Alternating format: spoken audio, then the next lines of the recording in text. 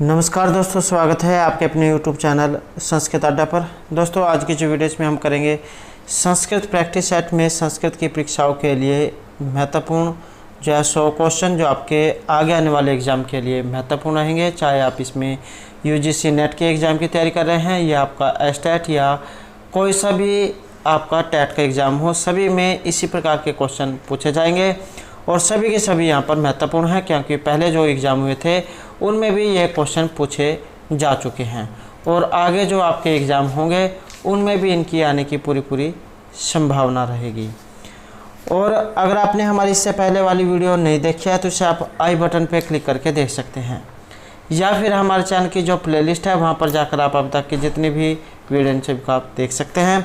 और वीडियो शुरू करने से पहले अगर आपने अब तक हमारे चैनल को सब्सक्राइब नहीं किया तो सब्सक्राइब कर लो और साथ में घंटे वाला कोना इसे दबाकर आप ऑल पे क्लिक जरूर कर लीजिएगा, जिससे आपको हमारे आने वाली जो वीडियो उसकी नोटिफिकेशन मिलती रहेगी। और दोस्तों, वीडियो को लाइक कमेंट शेयर जरूर कीजिएगा। और आप हमारा जो दूसरा चैनल है रीडिंग लवर्स के नाम से, इसे भी सब्सक्राइब कर सकते हैं, क्योंकि जो भी कोई नई वैकेंसी या इससे संबंधित महत्वपूर्ण जो अपडेट आती है तो इस चैनल पर हम डालते रहते हैं। और इस चैनल का जो लिंक है आपको इस वीडियो के डिस्क्रिप्शन में मिल जाएगा, तो वहाँ से आप हमारे चैनल पर पहुँच जाओगे, या फिर आप जो GK बाय रीडिंग लवर्स नाम से अगर सर्च करेंगे तो उसके बाद भी जो आप हमारे चैनल पर पहुंच सकते हैं। तो महत्वपूर्ण अपडेट और GK क्वेश्चन के लिए आप इस चैनल को सब्सक्राइब जरूर कर लीजिए, क्योंकि इसमें जो है हमारे द्वारा पहले भी जो है GK के क्वेश्चन और जो है कराए गए हैं। तो महत्वपूर्ण अपडेट के लिए आप इस चैनल को सब्सक्राइब जरूर कर लीजिएगा। और हमारा उद्देश्य यही रहेगा कि कम समय में आपको ज़्यादा से ज़्यादा जो क्वेश्चन है वो कराए जाएँ, क्योंकि 1-1.5 महीना जो है इसी का ही समय है। तो इसमें हम जो है यहाँ पर जितने भी हो सके ज़्यादा से ज़्यादा क्वेश्चन करेंगे और सभी टॉपिक का जो आपके क्लियर करने की कोशिश करेंगे। तो यहाँ जो हमारा क्वेश्चन है ये है आपके महाकाव्य से। महाकाव्य में कम से कम कितने सर्ग होने चाहिए, या फिर महाकाव्य जो किस में होना चाहिए, तो ये सर्ग में होना चाहिए। और कम से कम कितने होने चाहिए, 28, 35, 8 या 12। तो यहाँ पर तो जो सेंसर हमारा ऑप्शन सी रहेगा 8। तो 8 इसमें कम से कम होने चाहिए। और अगर एग्ज़ाम में नाटक आ जाए तो नाटक में जो अंकों में होता है कम से कम 5 और अधिक से अधिक 10 अंक होने चाहिए। तो यहाँ पर जो आपको भी समय इसमें दिया जाएगा, तो आप भी अपना जो आंसर इसमें देख सकते हैं। तो यहाँ पर क्वेश्चन है, वेदांत के अनुसार अज्ञान की शक्ति है आवरण, विक्षेप, आवरण और विक्षेप, या इनमें से कोई सा भी नहीं। तो वेदांत के अनुसार अज्ञान की शक्ति, और यहाँ पर एक ऑप्शन सी हमारा, आवरण और विक्षेप ये अज्ञान की 2 शक्तियाँ हैं। नेक्स्ट क्वेश्चन है, पंचीकरण प्रक्रिया का उल्लेख किस ग्रंथ में है, तर्क भाषा, वेदांत सार, संख्याकारिका या इस उपनिषद में। तो पंचीकरण, और इसमें रहेगा ऑप्शन भी हमारा वेदांत सार जो है उसमें है आपका पंचीकरण का क्वेश्चन। आचार्य जो सदानंद है उनके द्वारा ये रचित है वेदांत सार। नेक्स्ट क्वेश्चन है, वेदांत पढ़ने का जो अधिकारी है वो इनमें से कौन है, साधन चतुष्टय संपन्न परमाता, काम्य निषिद्ध कर्मों को ही मात्र न करने वाला, वेद वेदांगों का ही मात्र अध्ययन करने वाला, या इनमें से कोई सा भी नहीं। तो यहाँ पर रहेगा ऑप्शन ए, साधन चतुष्टय संपन्न परमाता। यह आपका जो क्वेश्चन है अनुबंध चतुष्टय वाला उसमें से है, अधिकारी, विषय, संबंध और प्रयोजन।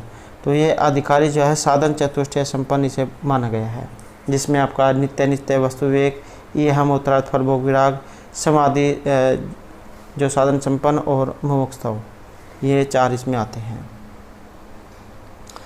नेक्स्ट है विवर्त का आशय।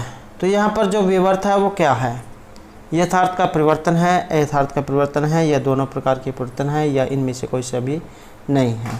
तो विवर्त से जो यहाँ पर क्या आशय लिया गया है, और इसका जो यहाँ पर आशय लिया गया है तो ये रहेगा ऑप्शन बी में, अयथार्थ परिवर्तन से।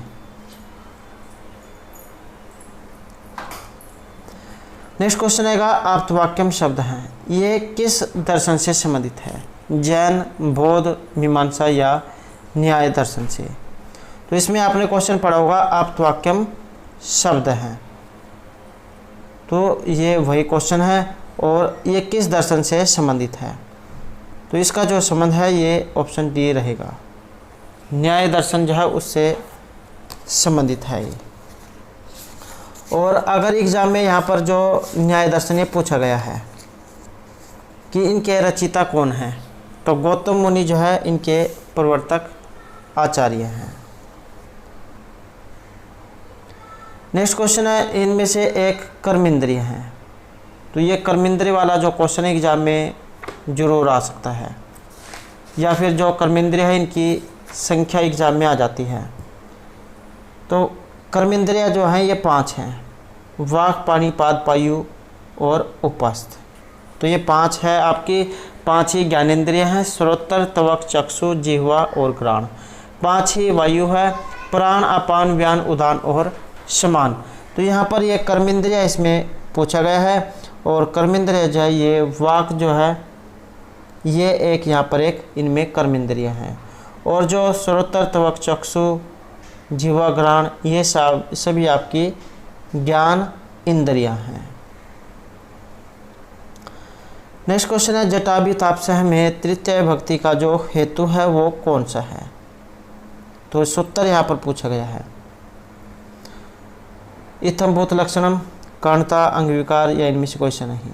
तो यहाँ पर इसका कारण कौन सा है, या फिर सूत्र भी एग्जाम में आ सकता है। तो यहाँ पर एक ऑप्शन ए, इत्थम भूत लक्षणम ये सूत्र भी है, और जहाँ पर कोई लक्षण चिन्ह जो दिखाई देते हैं तो इनके योग में तृतीय भक्ति का प्रयोग किया जाता है। नेक्स्ट क्वेश्चन है, सर्वस्मिन् शरीरे आत्मास्ति इस वाक्य में अधिकरण है। तो यहाँ पर यह सर्व एक शब्द भी है जिसमें सर्वस्मिन् आता है, ये अधिकरण में आता है आपका। और इस वाक्य में अधिकरण तो ये जो माना गया है ऑप्शन बी को, शरीर को। नेक्स्ट है तेन पाठ हैं पठ्यते। तो ये है यहाँ पर तेन पाठ हैं पठ्यते। तो ये बना है, इसका प्रयोग है कर्तरी कर्म भाव, ये इनमें से कोई सा भी नहीं, और ये रहेगा आपका कर्म वाच्य का। कर्मवाच्य के कर्तव्य में तृतीय भक्ति और कर्म में प्रथम भक्ति होती है, और क्रिया सदैव आत्मने पद में प्रयोग की जाती है।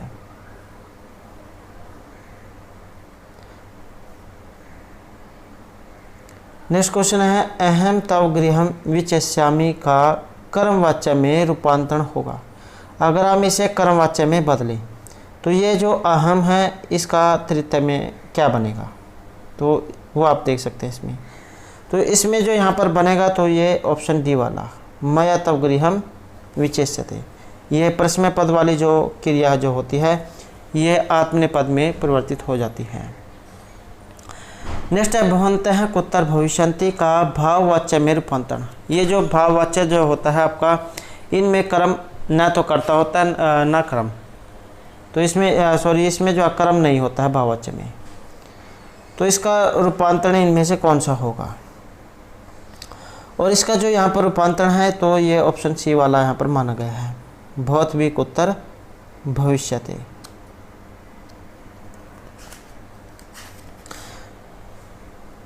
नेक्स्ट क्वेश्चन आएगा हमारा यहाँ पर नाटक से।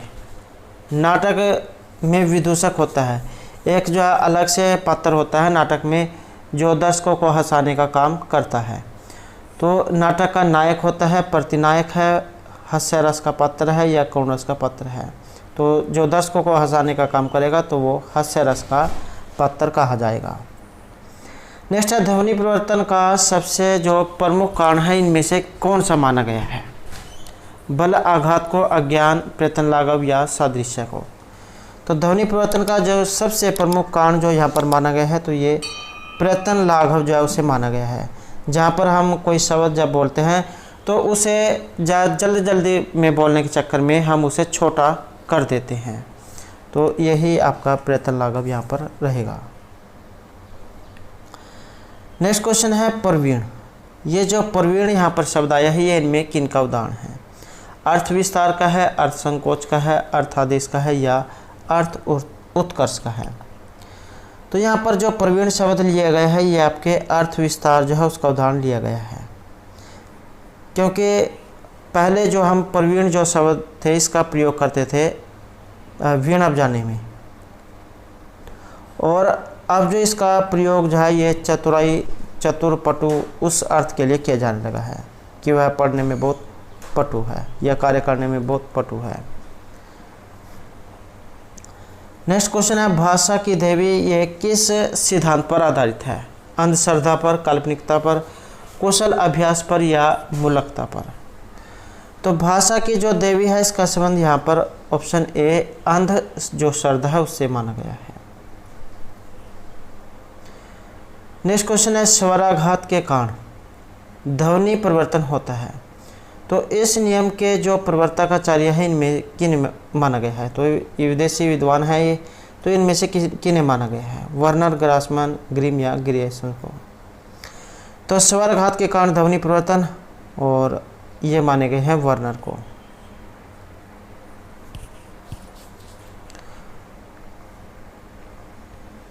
नेक्स्ट क्वेश्चन है हमारा यहाँ पर, वह लकार जो केवल वेद में ही प्रयुक्त किया जाता है, लुट, लंग, लेट, लट, या फिर एग्जाम में आ जाता है कि लकार कितने हैं? तो 10 हैं। और ये जो वेद है इसका प्रयोग लेट लकार जो है उसमें किया जाता है। नेक्स्ट क्वेश्चन है, आसित और ये इनमें से किस लकार का है? लुंग, लंग, लिट या लिरिंग का? और इसका जो यहाँ पर संबंध है तो ऑप्शन रहेगा पी में। आपका जो लंग लकार है उसमें रूप ए बनता है प्रथम पुरुष एक वचन में, आसित, आस्था, मासन। नेक्स्ट क्वेश्चन है, परधातु और आसान शब्द रूप है, ये भी पढ़ने अर्थ में लोट लकार प्रथम पुरुष और द्विवचन का जो रूप है यहाँ पर क्या बनेगा? पठ, पठामी, पठतम या पठतु? और इसका जो रहेगा तो पठतु, पठता, तो ऑप्शन सी।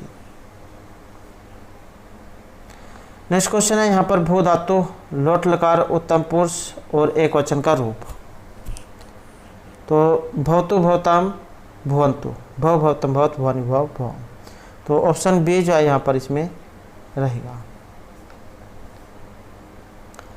नेक्स्ट है यहाँ पर गम धातु, गम धातु जो है जाने अर्थ में प्रयोग की जाती है, और लेट लकार का रूप है वेरी वेरी इंपॉर्टेंट है, क्योंकि चाहे इसमें कोई सी भी धातु हो आपके लेट लकार वाली एक रूप जरूर आएगा ही आएगा। तो प्रथम पुरुष एक वचन में इनमें से कौन सा बनेगा? लिट लकार में, और यहाँ पर जो बनेगा तो ये ऑप्शन सी वाला बनेगा, जगाम। नेक्स्ट है, काल ध्वनि अत्यंत संयोग, ये एक सूत्र है जो कारक प्रकरण है वहाँ से लिया गया है।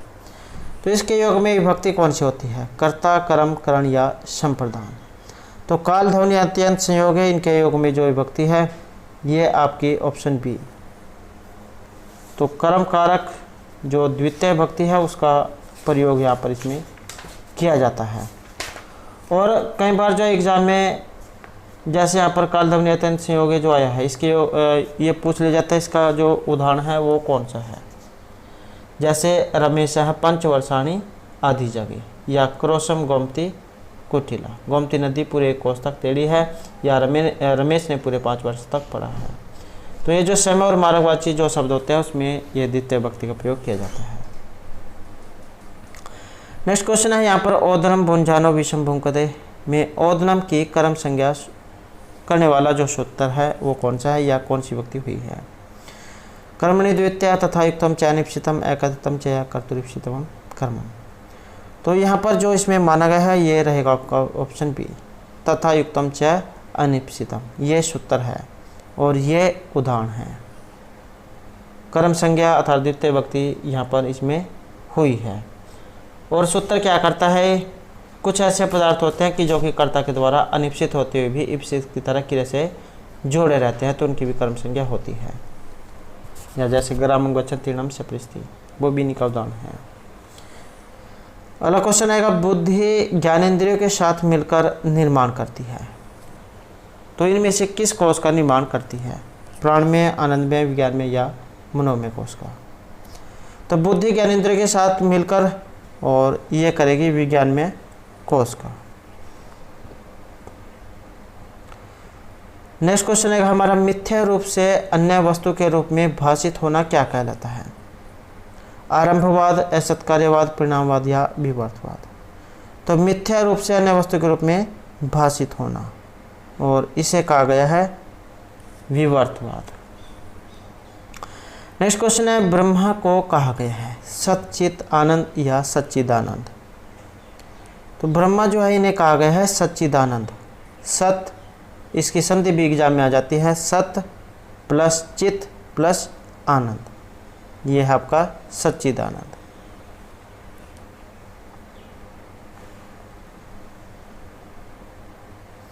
नेक्स्ट क्वेश्चन रहेगा, बाल के भय मिष्ठानम रोचते।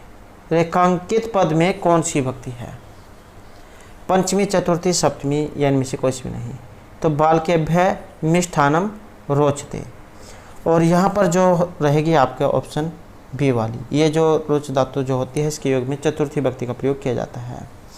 नेक्स्ट क्वेश्चन है, रस संप्रदाय के जो प्रवर्तक आचार्य है इनमें से किन्हें माना गया है? विश्वनाथ, मम्मट, भरतमुनि या आचार्य कुंतक को। तो रस संप्रदाय जो है इसके लिए यहाँ पर जो जाना जाते हैं तो ये आचार्य जो भरतमुनि है इन्हें जाना जाता है। आचार्य विश्वनाथ का है साहित्य दर्पण, मम्मट का है काव्य प्रकाश, और कुंतक का जाना जाता है वक्रोक्ति संप्रदाय के लिए। नेक्स्ट क्वेश्चन है हमारा यहाँ पर, अध्यवसाय की सिद्धि होने पर जो अलंकार है वो कौन सा होता है? स्वभावोक्ति, रूपक, अतिशोक्ति या उत्प्रेक्षा अलंकार। तो ये जो यहाँ पर अध्यवसाय की सिद्धि होने पर, और इसमें रहेगा आपका अतिशयोक्ति अलंकार। इसका लक्षण एग्जाम में आ जाता है। तो सिद्धतव्य अध्यवसाय से अतिशयोक्तिर निगतते, तो वहाँ पर अतिशयोक्ति अलंकार ये होता है। नेक्स्ट क्वेश्चन है यहाँ पर, लिम्पति तमंगनी वर्षति वजनम नभ है, इसमें अलंकार। तो यहाँ पर ये उदाहरण दिया गया है, लिम्पति तमंगनी वर्षति वजनम नभ है, असत्पुर से उद्दिष्टि गुलतम गतः। तो ये आपका यहाँ पर अलंकार, और इसमें रहेगा ऑप्शन सी वाला।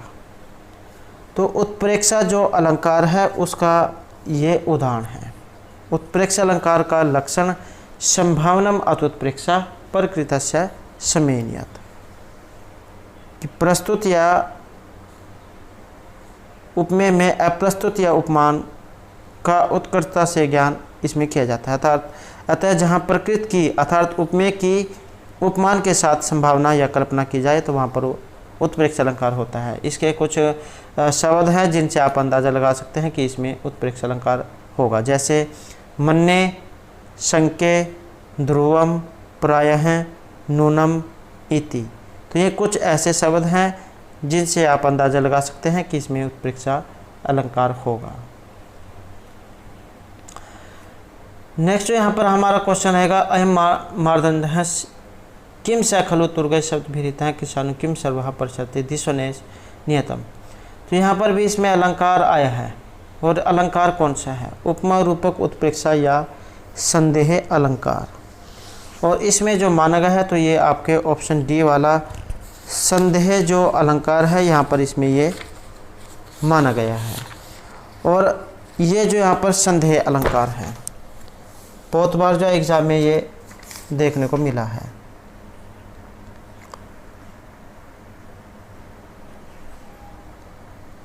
नेक्स्ट क्वेश्चन है, काल्पनिक अभेद होने पर अलंकार, अनुप्रास, उत्प्रेक्षा, रूपक या उपमालंकार। तो जहाँ पर ये काल्पनिक अभेद होता है तो वहाँ पर जो अलंकार है ये होगा आपका रूपक अलंकार। और ये जो रूपक अलंकार है इसका लक्षण तद रूपकम अभेदो या उपमान उपमेय हो, ये आपका रूपक जो अलंकार है इसका लक्षण है।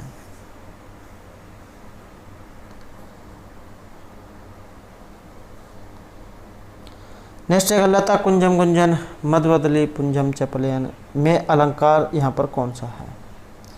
तो यहाँ पर भी जाए एक ये उदाहरण है, और इसमें फिर जाए अलंकार बताना है। यमक, श्लेष, अनुप्रास, ये इनमें से कोई सा भी नहीं। और यहाँ पर आएगा आपका अनुप्रास अलंकार।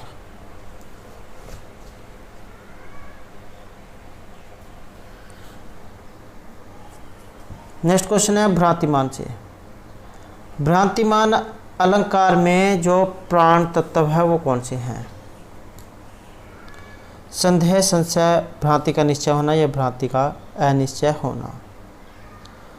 और इसमें जो यहाँ पर रहेगा ऑप्शन सी, भ्रांतिमान जो अलंकार है इसमें आपकी भ्रांति जो उसका निश्चय होता है कि जब किसी वस्तु में उससे अन्य किसी समान वस्तु की बुद्धि भ्रांति कवि प्रतिभा से कर दी जाए तो वहाँ पर भ्रांतिमान अलंकार होता है। महाराज श्रीमन जगती यशाते धवलती पयः परावारम परम पुरुषो अयम मृग्यते कपर्दी कैलासम कविर अत अयम कुलिस्मृत है कलानाथ राहु कमल भवनो हंस मधुनो। कि हे महाराज श्रीमन, जब जगत आपके यश से धवल उठा उस समय परम पुरुष परमात्मा विष्णु अपने दुग्ध समुद्र की, शंकर कैलाश की, इंद्र ऐरावत गज की, राहु चंद्रमा की और कमल में निवास करने वाले ब्रह्मा अपने हंस की खोज में घूमने लगे। तो यहाँ पर जो उदाहरण है इसमें भोजराज के यश के द्वारा संसार के श्वेत हो जाने पर सर्वत्र ही परम पुरुष आदि को समुद्र, कैलाश, ऐरावत, चंद्रमा तथा हंस का भ्रम हो गया है। तो यहाँ कवि की प्रतिभा से कल्पित कल्पना भी है, अतः यहाँ पर भ्रांतिमान ये अलंकार है। नेक्स्ट है यहाँ पर अभितानीवाद जो है इसके मत के प्रवर्तकचार्य है आनंदवर्धन, प्रभाकर गुरु, मीमांसक कुमारिल भट्ट या मोहम्मद का।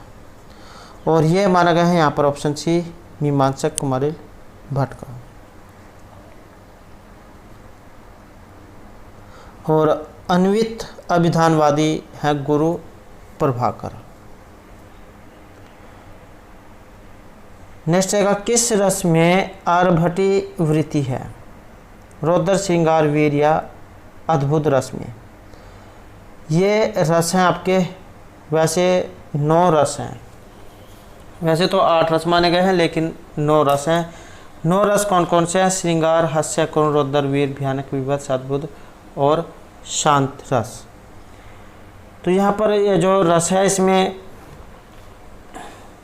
आरभटी वृत्ति, और इसमें रहेगा आपका ऑप्शन ए। रौद्र जो रस है इसमें आपकी आरभटी वृत्ति होती है। और रौद्र रस अगर एग्जाम में आ जाए तो इसका स्थायी भाव क्रोध, रक्तवर्ण और रुद्र देवता हैं।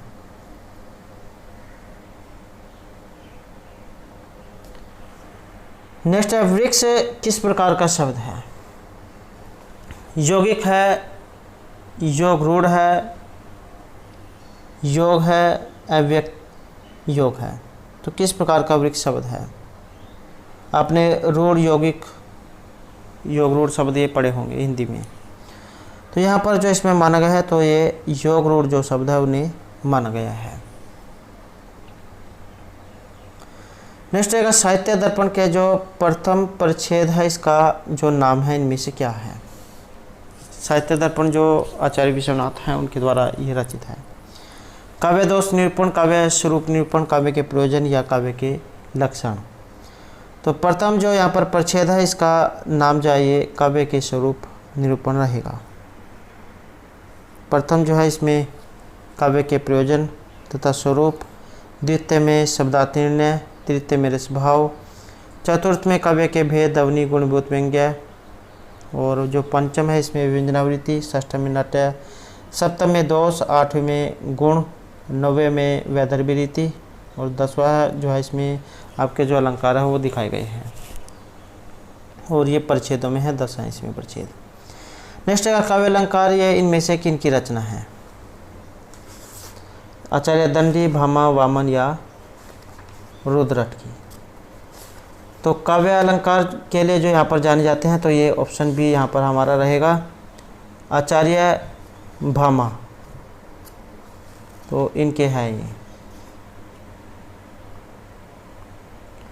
अलंकार संप्रदाय के प्रवर्तक। नेक्स्ट रहेगा, इति हेतु तद उद्भवे। इस कथन का जो संबंध है इनमें से ये किस ग्रंथ के साथ है। साहित्य दर्पण, काव्य प्रकाश, 10 रूपक या औचित्य विचार चर्चा से। तो इति हेतु तदुद्भवे, इसका जो यहाँ पर संबंध माना गया है तो ये आपके काव्य प्रकाश से माना गया है, और काव्य प्रकाश आचार्य मम्मट का है, और उल्लासों में है, उनकी संख्या 10 है। नेक्स्ट है गुणवृत्तियाँ पुनः तेषां वृत्ति, शब्दार्थी और मतः। ये जो कथन है इनमें से किनका है? आचार्य विश्वनाथ, जगन्नाथ, मम्मट या आचार्य वामन का। तो ये जो यहाँ पर कथन है ये माना गया है आपके ऑप्शन सी में, आचार्य मम्मट का। नेक्स्ट क्वेश्चन है नाटक में जो बात सुनाने योग्य नहीं होती उसे क्या कहा जाता है? या जो बात हम दूसरे से नहीं कहते, अपने मन में ही उसे बोलते रहते हैं ताकि दूसरे को वो पता ना लगे। तो इस प्रकार की बात प्रकाश, आत्मगत, अपवारित या जनांतिक। तो इसे हम कहते हैं आत्मगत, जो हम स्वयं अपने ही मन में कहते हैं और दूसरों को सुनाई नहीं देती है। नेक्स्ट है नाटक में भर्तवाक्य का प्रयोग होता है। एक होता है नंदी, एक होता है भर्तवाक्य। तो भर्तवाक्य का प्रयोग प्रारंभ में होता है, अंत में होता है, मध्य में या कहीं पर भी किया जा सकता है। तो भर्तवाक्य जो है इसका प्रयोग जो है ये नाटक के अंत में होता है। तो और जो नंदी है उसका प्रयोग होता है नाटक के शुरू में, जहाँ पर मंगलाचरण किया जाता है या जब देवताओं को कोई काम शुरू करने के लिए जब स्तुति की जाती है तो उसे नंदी कहा गया है। और भर्तवाक्य का प्रयोग जो है इसमें रहेगा।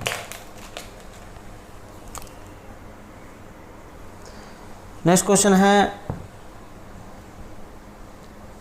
अभिनेता गण जहाँ पर नाटक के उपयुक्त वेशभूषा को दान करते हैं, या फिर कहते हैं कि जैसे आगे मंच पर अभिनय करना है तो उससे पहले जो कपड़े जो डालकर आएंगे, साज सज्जा जो भी है, जो इसके भी में पात्र बने हुए हैं, तो उसके जैसे वैसे भूषा वो धारण करके आएंगे। वो जो स्थान है जहाँ पर वो कपड़े ड्रेस चेंज करते हैं तो उसे क्या कहा गया है? पूर्वांग, नेपथ्य, जनांतिक या स्वगत। तो उसे जो यहाँ पर कहा गया है तो ये नेपथ्य कहा गया है, जहाँ पर वो अपने ड्रेस चेंज करते हैं। नेक्स्ट क्वेश्चन है सूत्रधार।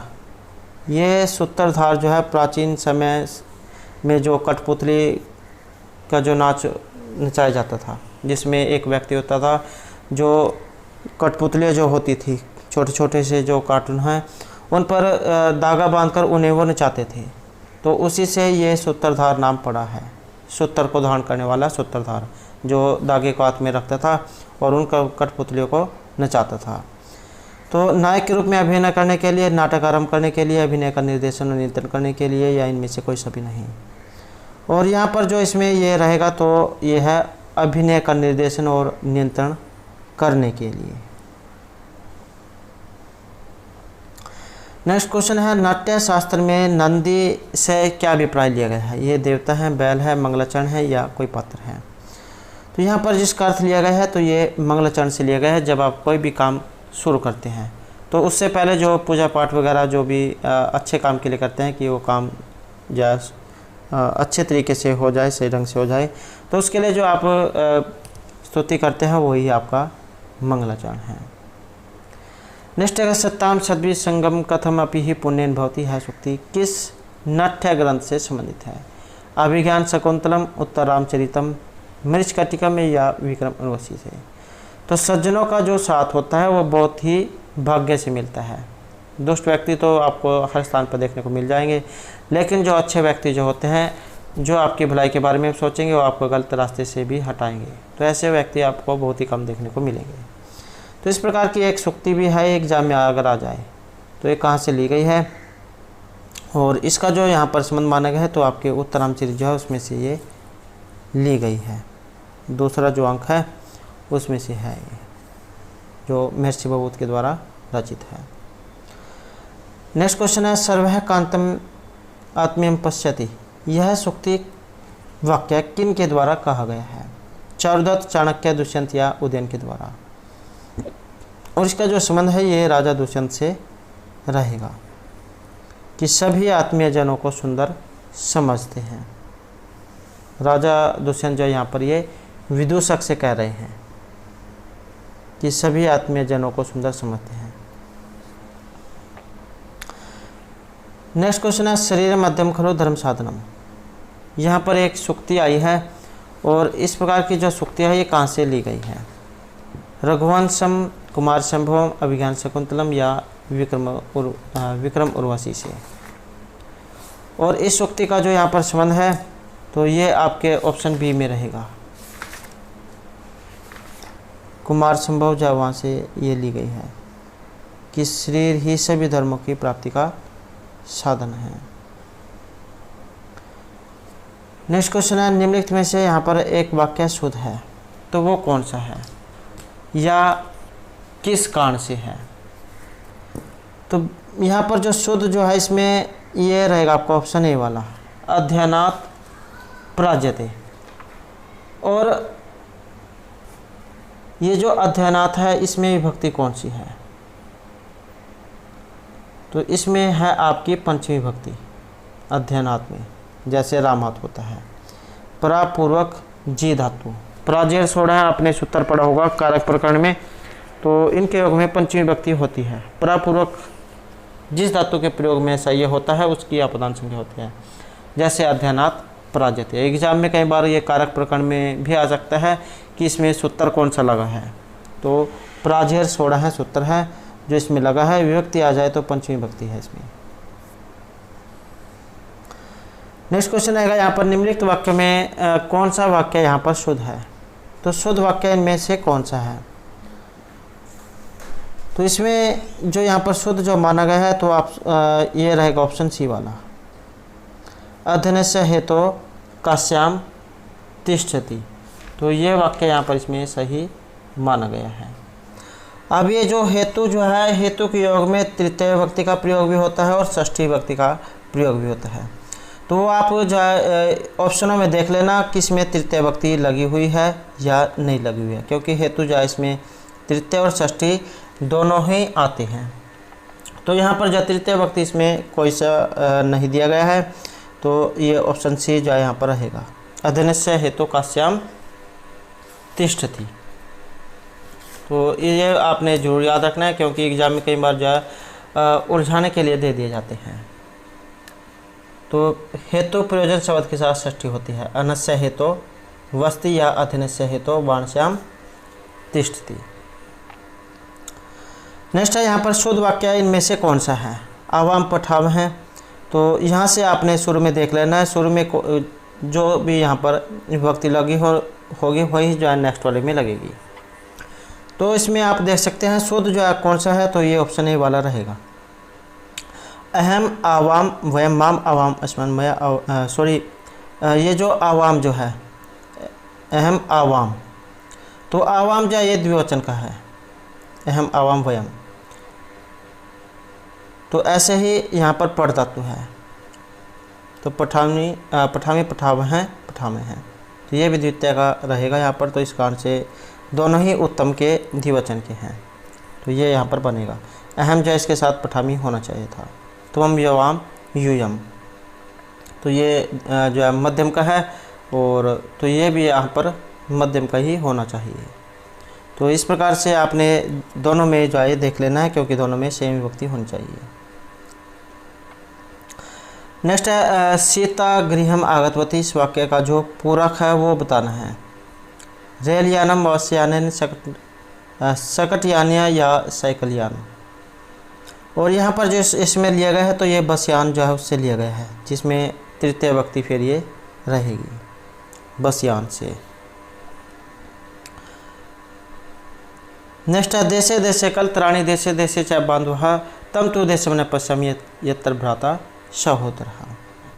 कि आप दूसरे देश में कहीं कि या किसी अन्य देश में चल जाए, वहाँ पर स्त्रियाँ भी आपको देखने को मिल जाएंगी और जो आपके मित्र प्यारे हैं वो भी देखने को मिल जाएंगे।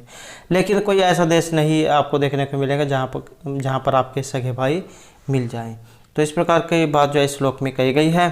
तो सहोदर भ्राता जो है वो यहाँ पर इसके बारे में बताया गया है। नेक्स्ट क्वेश्चन है शिशुपाल वधम महाकाव्य का जो अंगिरस है इनमें से कौन सा है?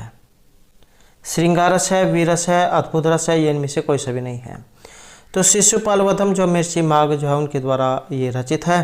और अंगिरस की बात करें तो यहाँ पर वीर रस जो है इसमें आपका रहेगा। और सर्गों की संख्या अगर एग्जाम में आ जाए तो 20 इसमें आपके सर्ग हैं। नेक्स्ट क्वेश्चन है विज्ञान शाकुंतलम के किस अंक में विस्कंभक समाप्त होता है? द्वितीय, तृतीय, चतुर्थ या पंचम में? तो अभिज्ञान शाकुंतलम जो महर्षि कालिदास जो है उनके द्वारा रचित है और 7 अंकों में है। तो विस्कंभक इसमें समाप्त होता है। तो यह जो यहाँ पर माना गया है आपके ऑप्शन बी में तृतीय जो अंक है इसमें विस्कंभक का प्रयोग हुआ है और अंक के अंत में विस्कंभक समाप्त हो जाता है। नेक्स्ट है पुरुष बहुतम को कौन सा दर्शन स्वीकार करता है? सांख्य दर्शन, न्याय, मीमांसा या वैशेषिक दर्शन? तो पुरुष बहुतम को जो यहाँ पर स्वीकार किया गया है तो ये सांख्य दर्शन जो है उनके द्वारा स्वीकार किया गया है। और एग्ज़ाम में ये जो यहाँ पर इनके प्रवर्तक आचार्य अगर एग्ज़ाम में आ जाए तो जैसे सांख्य दर्शन है इसके रचयिता है कपिल मुनि, सांख्य दर्शन या सांख्य सूत्र तो कपिल मुनि है। और जो आपका न्याय दर्शन है इसके है गौतम मुनि। वैशेषिक दर्शन के हैं आचार्य कणाद। योग दर्शन या फिर योग सूत्र जो है इसके पतंजलि मुनि है। मीमांसा दर्शन के है जैमिनी। और वेदांत दर्शन या ब्रह्मसूत्र जो है इसके बादरायण आचार्य हैं। नेक्स्ट क्वेश्चन है संख्या जो है इसकी प्रकृति किस प्रकार की है? अव्यक्त है, त्रिगुणात्मक है, प्रधान है या अप्रधान है? तो संख्या जो है इसकी प्रकृति यहाँ पर बतानी है। तो संख्या जो है इसकी जो यहाँ पर मानी गई है तो इसमें हमारा जो ऐसी आंसर ऑप्शन रहेगा बी है। तो संख्या जो है इसकी प्रकृति जो है यहाँ पर त्रिगुणात्मिका मानी गई है। इसमें आपने 3 गुण जो है वो पढ़े होंगे तो सत्व, रज और तमोगुण। तो त्रिगुणात्मक प्रवृत्ति यहाँ पर इसकी ये मानी गई है।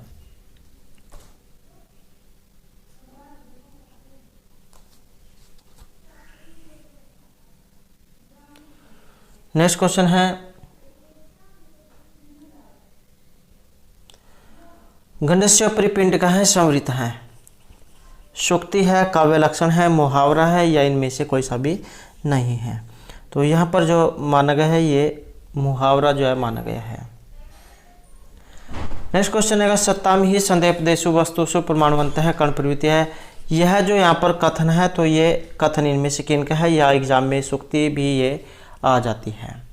तो सत्ताम ही संदेपदेशु वस्तुषु प्रमाणवंत है कर्ण प्रवृत्ति है। इसका जो यहाँ पर संबंध माना गया है तो ये आचार्य कालिदास जो है उनसे माना गया है। अभिज्ञान शाकुंतलम जो है उसमें से ये ली गई है कि संदेहास्पद विषयों में सज्जनों के अंतःकरण की प्रवृत्तियाँ ही प्रमाण होती है। तो उसका जो प्रथम जो अंक है उसमें से है ये। नेक्स्ट है श्रीमद्भागवत गीता के अनुसार कर्मयोगी को कर्म क्यों करना चाहिए? कृति के लिए, लोक संग्रह के लिए, सुख के लिए या स्वर्ग के लिए? तो श्रीमद्भागवत गीता के अनुसार किसमें अध्याय में है उनकी संख्या 18 है। तो कर्म क्यों करना चाहिए? और कर्म रहेगा लोक संग्रह के लिए। नेक्स्ट है समत्वम योग उच्यते, ये किस ग्रंथ से संबंधित है? योग शास्त्र, वेदांत दर्शन, गीता या उपनिषद से? तो इसका जो यहाँ पर संबंध है ये ऑप्शन सी में रहेगा, आपकी गीता जो है उससे संबंधित है। योगस्थ कुरु कर्माणि संग त्यक्त्वा धनंजय सिद्ध सिद्ध्यो समो भूत्वा समत्वम योग उच्यते, कि हे अर्जुन तुम कर्म फल की आसक्ति को छोड़कर सफलता और असफलता में समान होकर चित्तवृत्ति का निरोध करते हुए कर्मों को करो, क्योंकि समता ही योग कहलाती है। नेक्स्ट है यहाँ पर निष्काम कर्म जो है इसका क्या अर्थ लिया गया है? एक काम कर्म करने से कोई भी कर्म न करना, अपना काम किए जाना या अनासक्त भाव से किया गया काम। तो निष्काम जो यहाँ पर कर्म है इसे माना गया है अनासक्त भाव से काम को करना। नेक्स्ट है श्रीमद्भागवत गीता के अनुसार मनुष्य का जो अधिकार हो इनमें से क्या माना गया है? ज्ञान, कर्म, फल या इनमें से किसी पर भी नहीं। मनुष्य का जो यहाँ पर अधिकार जो माना गया है ये कर्म करने का माना गया है। कर्मण्येव वा अधिकारस्ते मा फलेषु कदाचन, कि मनुष्य जो तुम सिर्फ काम करो, फल की इच्छा न करो, फल जो तुम्हें अपने आप मिल जाएगा, तुम सिर्फ काम करते रहो। नेक्स्ट क्वेश्चन है, गीता महाभारत के किस पर्व में वर्णित है? तो महाभारत क्या है, ये पर्वों में है। पर्व जो है इनकी संख्या 18 है और ये एग्ज़ाम में एक क्वेश्चन जरूर आएगा, नंबर इनमें से कोई सा भी आ जाए कि कौन से नंबर पर कौन सा है। एक बार जो इनको हम देख लेते हैं, जैसे आदि पर्व, सभा पर्व, अरण्यक पर्व, विराट पर्व, उद्योग पर्व, भीष्म पर्व, द्रोण पर्व, कर्ण पर्व, शल्य पर्व, सौप्तिक पर्व, स्त्री पर्व, शांति पर्व, अनुशासन पर्व, अश्वमेधिक पर्व, आश्रमवासिक पर्व, मौसल पर्व, महाप्रस्थानिक पर्व और स्वर्ग आरोहण पर्व। तो इस प्रकार से ये महाभारत किस में है, पर्वों में है और पर्वों की संख्या 18 है। तो इनकी इसी क्रम में आपने इनकी संख्या याद रखनी है। तो ये किस पर्व से यहाँ पर ली गई है और इनका जो संबंध है ये आपके भीष्म पर्व से रहेगा। नेक्स्ट क्वेश्चन है, विशेषण विशेष्य भाव जो है इसका संबंध होता है भाव अभाव, भाव और अभाव दोनों से या इनमें से किसी से भी नहीं। तो इसका जो संबंध है ये रहेगा ऑप्शन बी, अभाव से इसका संबंध है। और ये एक एग्जाम में ये भी क्वेश्चन आ सकता है आपके सन्निकर्ष वाला जो क्वेश्चन है उसमें कि जो सन्निकर्ष हैं वो कितने होते हैं। सन्निकर्ष की संख्या 6 हैं, संयोग, सूक्ष्मवाय, सूक्ष्मेत समाय, समाय, समेत समाय और विशेषण विशेष्य भाव। तो ये उसी में से है, विशेषण विशेष्य भाव। इसका संबंध अभाव के प्रत्यक्ष से है, जैसे भूतल रूपी विशेष्य के माध्यम से घड़े के अभाव रूपी विशेषण का प्रत्यक्ष होना, तो ये उसमें से है। नेक्स्ट है इंद्रियार्थ सन्निकर्ष जन्य ज्ञानम। तो ये आपने बताना है, यह है आपका प्रमाण वाला क्वेश्चन। जो आपके प्रमाण है, यथार्थ ज्ञान उसे परमा कहा गया है। परमा 4 प्रकार की होती है, प्रत्यक्ष, अनुमिति, शब्द और उपमिति। फिर परमा की प्राप्ति जिस माध्यम के द्वारा होती है उसे प्रमाण कहा गया है। प्रमाण भी फिर आगे 4 हैं, प्रत्यक्ष, अनुमान, शब्द और उपमान। फिर ये प्रत्यक्ष जो है इनके बारे में बताया गया है। फिर अनुमान, शब्द और उपमान, इनके ऊपर भी हमारे द्वारा पहले क्वेश्चन कराया गया है अलग अलग से। और अगर आप इन्हें देखना चाहते हैं तो इसे आप हमारे चैनल की प्लेलिस्ट में जाकर देख सकते हैं।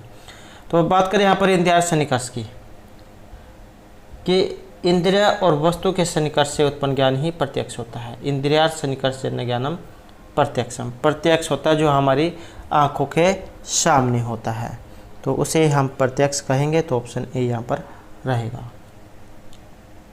आगे फिर इंद्रिय 2 प्रकार की हो जाती हैं, कर्म इंद्रिय और ज्ञान इंद्रिय। नेक्स्ट क्वेश्चन है, केवल नेत्र से ग्रहण किया जाने वाला जो यहाँ पर गुण है वो कौन सा है? केवल नेत्रों से ग्रहण किया जाने वाला गुण, रूप, रस, गंध, स्पर्श, इनमें से कौन सा है?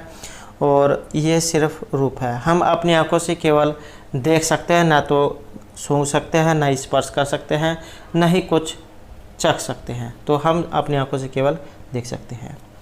नेक्स्ट है, तर्क भाषा के अनुसार परमा के कितने भेद हैं? या फिर एग्जाम में आ जाए तर्क भाषा के रचिता, तो आचार्य जो केशव मिश्र जो उनके द्वारा रचित आपकी तर्क भाषा। और परमा के भेद यहाँ पर कौन कौन से हैं, कितने हैं? तो परमा के 4 भेद होते हैं, जैसे कि हमने पहले वाला जो क्वेश्चन है उसमें पढ़ा था। परमा के 4 भेद है। ये परमा जो है 4 प्रकार की है, प्रत्यक्ष, अनुमान, उपमान और शब्द प्रमाण से। नेक्स्ट क्वेश्चन है यहाँ पर सामान्य से।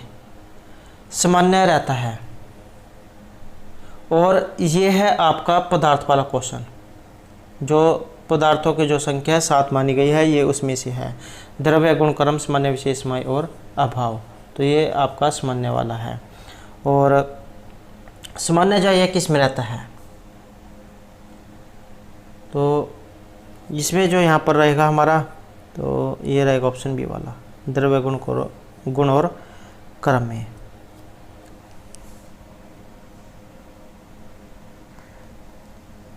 ये एग्ज़ाम में को जो है ये इसके लक्षण दिया गया था और उसमें एक स्थान दे दिया गया था कि आपने इसको पूर्ण करना है। तो नित्यम एकम अनेकम अनुगतम सामान्यम। सामान्य को नित्य, एक और अनेक अनुगत माना गया है। और ये आगे इसके भेद जो एक बार एग्जाम में भेद भी पूछे गए थे कि सामान्य के कितने भेद हैं। इसके भेद अगर एग्जाम में आ जाए तो इसके 2 भेद हैं, परसामान्य और अपरसामान्य। नेक्स्ट क्वेश्चन है, संख्या के अनुसार बुद्धि के जो प्रमुख परिणाम है वो कौन कौन से हैं? विपर्य, आसक्ति, सिद्धि और तमस, या इनमें से कौन से हैं? तो संख्या के अनुसार बुद्धि के जो यहाँ पर प्रमुख जो परिणाम है ये बताए गए हैं ऑप्शन बी वाले, विपर्य, आसक्ति, तुष्टि और सिद्धि। तो ये 4 यहाँ पर बताए गए हैं। नेक्स्ट क्वेश्चन है, संख्या यहाँ पर स्वीकार करता है सतः सत जायते, कस्य सतः विवर्तः, कार्य जातम न वस्तु सतः, सतः सत जायते, सतः सत जायते। तो इनके अनुसार जो माना गया है ये ऑप्शन डी वाला माना गया है, सतः सत जायते। इनके अनुसार कार्य उत्पत्ति के पूर्व भी अपने कारण में विद्यमान रहता है। नेक्स्ट क्वेश्चन है, सकार का जो विवेचन है किस कृति में हुआ है? या फिर आप कह सकते हैं कि ये जो सकार जो पात्र आया है तो ये किस नाटक में इनमें से आया है, किस महाकाव्य में है? तो इसका जो यहाँ पर संबंध है किरातोज्वरम, मृच्छकटिकम, वेणी संहार या नागनंद नाटक से। तो ये सकार पात्र जो यहाँ पर आया है इसका संबंध रहेगा ऑप्शन बी वाले। ये जो सुदरक जो है इनके द्वारा जो रचित है मृच्छकटिकम, इसमें पात्र आया है। और अगर एग्जाम में जैसे यहाँ पर सकार आया है, इनके अलावा और भी एग्जाम में आ सकते हैं। तो चारुदत्त, वसंतसेना, मैत्रेय जो इसके विदूषक हैं, आर्यक, सर्विलक, रदनिका, मदनिका, दोता, सकार, पालक, ये सभी के सभी इसके पात्र हैं। नायक चारुदत्त है, नायिका वसंतसेना है, 10 इसमें अंक हैं। और श्रृंगारस है। रूपक का दूसरा भेद है ये प्रकार। रीति और गुण भी एक बार जो एग्जाम में देखने को मिले थे, प्रसाद गुण, लाठी रीति और कैस की वृत्ति है इसमें। और आधार ग्रंथ भास के द्वारा जो चारुदत्त नाटक लिखा गया है। नेक्स्ट रहेगा यहाँ पर मृच्छकटिकम इनमें से है। तो एक ये सूक्तियाँ हैं जो बतानी है कि इसमें से कौन सी है। तो यहाँ पर जो इसमें रहेगा ये है आपका ऑप्शन डी वाला, अहो निर्धनता सर्वापदास्पदम। तो ये सूक्ति है जो गरीबी वाली जो है तो इसमें आई है। और अगर एग्ज़ाम में जैसे यहाँ पर ये आई है, इसके अलावा और भी एग्ज़ाम में आ सकती है जो आपकी मृच्छकटिक से संबंधित है। जैसे सुखम ही दुखानि अनुभूया शोभते, रत्नम रत्नेन समगस्ते, न ही चंद्र आतपः भवति, निर्धनता प्रकाम परम, षष्ठम महापातकम, सर्वत्र आर्जवम शोभते, अपयेषु तडागेषु बहुतरम उदकम भवति, स्त्रियो ही नाम खलुएता निसर्गादेव पंडितः, न युक्तम पर कलतर दर्शनम, अल्प क्लेशम मरणम, दारिद्र्यम अनंतकम दुखम, पुरुषेषु न्यासः निक्षिप्यन्ते न पुनः गहेषु, मूले छिन्ने कुतः पादपस्य पालनम, न कालम अपेक्षते स्नेह।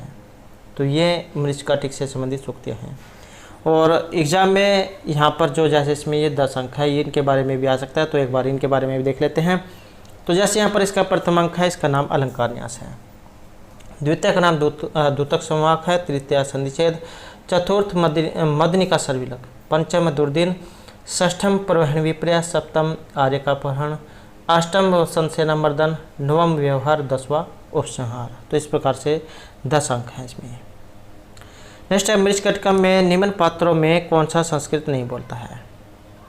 तो संस्कृत बोलने वाला पात्र यहाँ पर बताना है। चारुदत्त, वसंतसेना, आर्यक, ये है यहाँ पर आर्यक, आर्यक या सर्विलक। और इसमें जो यहाँ पर रहेगा ये वसंतसेना। तो ये है इसमें जो ये संस्कृत नहीं बोलती है। और पात्रों की बात करें तो 30 पात्र हैं इसमें, जिसमें से केवल 6 ही संस्कृत बोलते हैं और सारे प्राकृत बोलते हैं। संस्कृत बोलने वाले कौन कौन से हैं, जैसे चारुदत्त, आर्यक, सर्विलक, विट, सूत्रधार, अधिकारिक। तो ये वसंतसेना जो है ये प्राकृत बोलती है, प्राकृत आ जाए या फिर शौरसेनी आ जाए। नेक्स्ट है मृच्छकटिकम किस प्रकार का रूपक है। नाटक है, भाण है, व्ययोग है या प्रकरण है। तो रूपक का दूसरा भेद है ये प्रकरण। तो ऑप्शन डी यहाँ पर रहेगा। नेक्स्ट क्वेश्चन हमारा, किस महाकाव्य को विद्वानों के लिए औषधि कहा गया है? तो आपने नैषधीयचरित में एक लाइन पढ़ी होगी, नैषध विद्योत्तम। नैषधीयचरित जो है वो विद्वानों के लिए औषधि के समान है। तो नैषधीयचरित जो है यहाँ पर ये रहेगा, जो श्रीहर्ष के द्वारा रचित है। और सरग एग्जाम में आ जाए तो 22 इसमें सरग हैं। श्लोक अगर एग्जाम में आ जाए 2830 इसमें श्लोक है। महाभारत का जो नल उपाख्यान है वहाँ से ये लिया गया है। नल और दमयंती जो उनकी प्रेम कथा इसमें दिखाई गई है। नेक्स्ट क्वेश्चन है, स्वर्ग आरोहण काव्य के जो रचनाकार हैं इनमें से कौन है? महर्षि पाणिनि, पतंजलि, वरुचि या भर्तृहरि। तो इनके जो यहाँ पर रचनाकार जो माने गए हैं ये वरुचि माने गए हैं। वरुचि जो इनके बारे में आपको पता ही होगा। दूसरा नाम जो इनका कात्यायन है, जिनके द्वारा वार्तिक लिखे गए हैं। आपने लघु सिद्धांत कौमुदी जो पढ़ी होगी, जिसमें कुछ जो सूत्र जिनके पीछे संख्या नहीं लिखी गई होती है उनके पीछे इस प्रकार से लिखा हुआ आपने देखा होगा। तो इसका मतलब है वार्तिक। और ये जितने भी वार्तिक हैं सभी के सभी ये जो है अष्टाध्यायी जो इसी पर आधारित है। नेक्स्ट क्वेश्चन है यहाँ पर, राघवविलास ये इनमें से रचना है और किन की है? राजशेखर, कुंतक, भर्तमुनि या विश्वनाथ की। तो राघवविलास जो इसका संबंध ये जो आचार्य विश्वनाथ जो है इनसे माना गया है। नेक्स्ट क्वेश्चन है, मेघे माघे गतम वयम है, यह सूक्ति किस विद्वान के द्वारा कही गई है? आचार्य मल्लिनाथ सूरि, राजशेखर, वल्लभदेव या माघ के द्वारा। और इसका जो संबंध है ये आचार्य मल्लिनाथ से रहेगा। इन्होंने माघ जो है उनके बारे में ये कही थी। और एक जो है श्लोक आपने पंक्तियाँ पढ़ी होंगी, मेघे माघे त्रिगुण। एक तो जो है यही है, मेघे माघे गतम वयम है। एक इसमें जो है उपमा, कालिदास, भारवी, अर्थगुण, दंडी, पदलालित्य, इन तीनों के गुण महर्षि माघ में बताए गए हैं। नेक्स्ट है, नाट्य शास्त्र के जो यहाँ पर प्रवर्तक आचार्य इनमें से कौन है? आचार्य धनंजय, रामचंद्र, गुणचंद्र और भर्तमुनि या विश्वनाथ। तो इनके जो यहाँ पर रहेंगे नाट्य शास्त्र और इसके हैं आचार्य भर्तमुनि।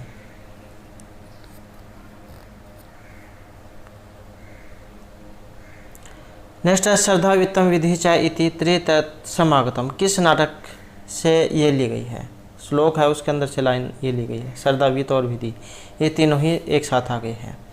मुद्र राक्षसम, उत्तरामचरितम, विक्रमोर्वशी या विज्ञान शाकुंतलम, इसका संबंध यहाँ पर ये उत्तरामचरितम से माना गया है।